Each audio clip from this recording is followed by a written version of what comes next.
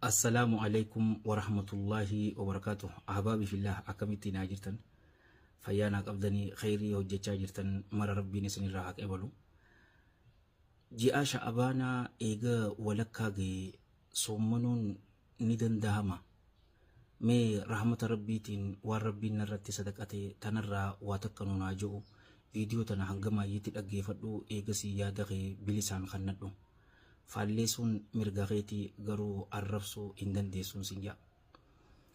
Oromii garii eega ji'ni Sha'abaanaa walakkaa ga'e soommanuun hin dandahamuu jedhan.